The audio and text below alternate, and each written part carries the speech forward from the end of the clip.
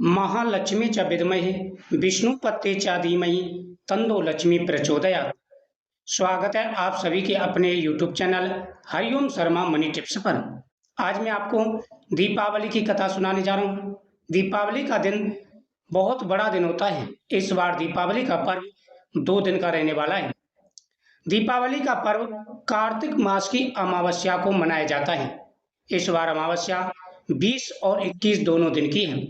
20 तारीख को दोपहर को 3:45 से अमावस्या प्रारंभ होगी और 21 तारीख को शाम को 5:55 तक रहने वाली है। दीपावली के दिन माता लक्ष्मी की इस कथा का श्रवण करने से मनोकामना पूरी हो जाती है। दीपावली के दिन दीप उत्सव मनाया जाता है। पूरे घर में दीपक जलाए जाते हैं। कार्तिक अमावस्या को यह पर्व मनाया जाता है। यह पर्व बुराई पर अच्छाई की जीत का प्रतीक है। इस दिन सूरज के बाद लक्ष्मी पूजन का भी विधान है। माता लक्ष्मी और भगवान गणेश जी की विशेष रूप से पूजा की जाती है। इस दिन पूजा के बाद में कथा सुनते हैं। कहते हैं कि जब देवता और असुरों ने क्षीर सागर का मंथन किया तो उसमें से सबसे पहले विष निकला, फिर चंद्रमा और फिर अंत में कमल पर विराजमान माता लक्ष्मी प्रकट हुई। उनके आते ही चारों ओर प्रकाश फैल गया, सुगंध छा गई और देवताओं ने कहा जय माता लक्ष्मी की।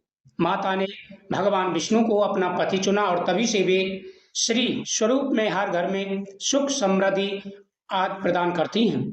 उसी शुभ दिन जब भगवान राम अयोध्या लौटे, अयोध्या वासियों ने दीप जलाकर उनका स्वागत किया था। वही रात दीपावली के रूप में मनाई जाती है। तभी से इस रात लक्ष्मी जी की पूजा कर हम सब धन, सौभाग्य और सुख की कामना करते हैं, क्योंकि जहाँ स्वच्छता, श्रद्धा और प्रकाश होता है वही माता लक्ष्मी का निवास होता है। माता लक्ष्मी की अनेकों कथाएं हैं। इस प्रकार माता लक्ष्मी की पूजा करने से घर में सुख और समृद्धि बढ़ती है। पौराणिक कथा के अनुसार एक समय किसी नगर में एक साहूकार रहता था। इस साहूकार की एक पुत्री थी जो बहुत ही धार्मिक स्वभाव की थी। साहूकार की बेटी हर रोज उसके घर के पास स्थित पीपल के पेड़ में जल चढ़ाती थी। इस पेड़ में माता लक्ष्मी का वास था। लक्ष्मी जी साहूकार की बेटी की भक्ति भाव से एक बार बेहद ही प्रसन्न हुई और उन्होंने साहूकार की बेटी को दर्शन दिए। माता लक्ष्मी ने कहा, मैं तुमसे अत्यंत प्रसन्न हूँ और तुम्हें अपनी सहेली बनाना चाहती हूँ। लक्ष्मी जी की बात को सुनकर साहूकार की बेटी ने कहा कि मैं अपने माता पिता से पूछकर बताऊंगी मुझे आपसे मित्रता करनी है या नहीं, क्योंकि वह लड़की सुबह और शाम को पीपल वृक्ष पर पूजा करती और जल चढ़ाती, वहां पर दीपक जलाती थी। तो माता लक्ष्मी उसकी पूजा से बड़ी प्रसन्न हुई और माता लक्ष्मी ने उसे दर्शन दिए और कहा कि मैं तुम्हें अपनी सहेली बनाना चाहती हूँ। तो लड़की ने कहा कि मैं अपने पिताजी को पूछ करके आपको जवाब दूंगी। इसलिए कहते हैं कि पीपल वृक्ष की पूजा करनी चाहिए और अमावस्या के दिन तो माता लक्ष्मी का पीपल की वृक्ष में वास होता है। उसने अपने पिता से कहा। साहूकार की बेटी ने सारी बात अपने माता पिता को बताई और उन्होंने लक्ष्मी जी से मित्रता करने की इजाजत अपनी पुत्री को दे दी। कहा, बेटी ये तो हमारा सौभाग्य है। स्वयं माता लक्ष्मी यदि आपको सहेली बनाना चाहती है, मित्रता करना चाहती हैं, ये हमारे लिए सबसे बड़ा सौभाग्य है। मित्रता होने के बाद एक बार माता लक्ष्मी ने साहूकार की बेटी को अपने घर भोजन पर बुलाया। साहूकार की बेटी जब वहां पहुंची तो माता लक्ष्मी ने उसका सत्कार किया। लक्ष्मी जी ने अपनी सहेली को सोने चांदी के बर्तनों में भोजन परोसा और साथ ही एक कीमती रेशमी वस्त्र भी उसे भेंट किया। साहूकार की बेटी को बैठने के लिए लक्ष्मी जी ने सोने की एक चौकी दी। उसके बाद साहूकार की बेटी ने स्वादिष्ट भोजन ग्रहण किया। भोजन के बाद लक्ष्मी जी बोली, मैं कुछ दिनों के उपरांत तुम्हारे घर आऊंगी। साहूकार की बेटी ने भी माता लक्ष्मी से कहा कि आप जरूर मेरे घर आइएगा। इसके बाद जब साहूकार की बेटी घर गई तो उसने अपने माता पिता से सारी बातें बताई, लेकिन बातें बताते बताते वह उदास हो गई, क्योंकि माता लक्ष्मी जी के घर जब वो गई थी तो माता लक्ष्मी ने सोने की चौकी पर बैठाया और सोने के चांदी के बर्तनों में भोजन कराया था। लेकिन साहूकार तो गरीब था, उसके पास इतनी सारी चीजें कहाँ थी। साहूकार ने जब उदासी का कारण पूछा तो बेटी बोली कि लक्ष्मी जी बहुत ही वैभवशाली हैं, वो मेरे घर आएंगी तो उन्हें मैं कैसे संतुष्ट कर पाऊंगी। बेटी की बात को सुनकर पिता ने कहा, तुम घर को स्वच्छ रखना, अच्छी तरह से घर की लिपाई पुताई करना और श्रद्धा से जो भी अन्न घर में हो उससे भोजन बनाना। लक्ष्मी जी सब जानती हैं, वह जरूर प्रसन्न होंगी।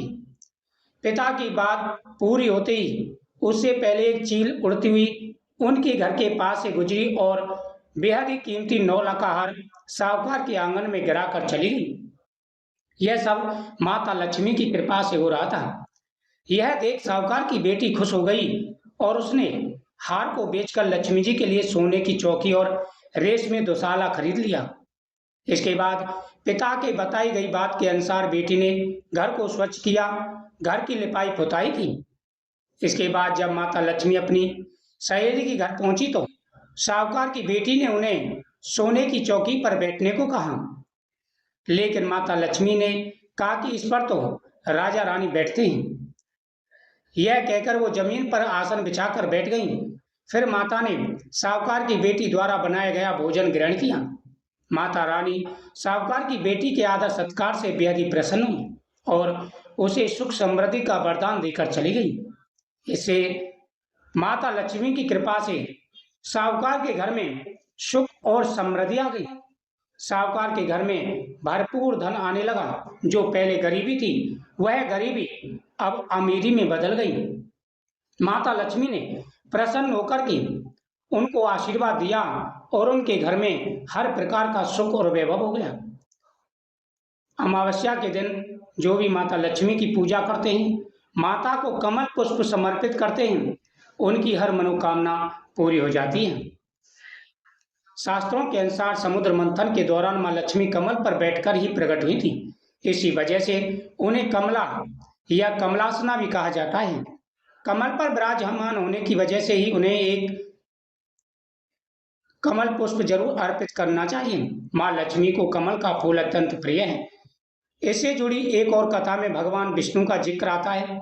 कहा जाता है कि कमल के फूल की उत्पत्ति भगवान विष्णु की नाभि से हुई है। एक कथा की माने तो उनकी नाभि से निकले एक कमल में ब्रह्मा जी प्रकट हुए थे। एक और कथा है जो मां लक्ष्मी और उनके प्रिय कमल के फूल की कहानी बताती है। दीपावली की पूजा के दौरान मां लक्ष्मी को कमल चढ़ाने से समृद्धि और धन धान्य बढ़ता है। कमल के फूल से घर में सकारात्मक ऊर्जा आती है। इससे घर का वातावरण शुद्ध होता है। साथ ही से दिवाली की पूजा में शामिल करने से नकारात्मक ऊर्जा खत्म होती है।